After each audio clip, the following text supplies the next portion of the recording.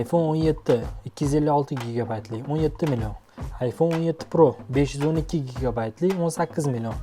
iPhone 17 Pro Max esa 22 million so'mga yaqin narxda O'zbekistonda sotilyapti. Birgina telefon uchun qo'yilgan bu narxga oila va uyimiz uchun qanaqa pardalar olish mumkin? Kelinglar birgalikda ko'rib chiqamiz.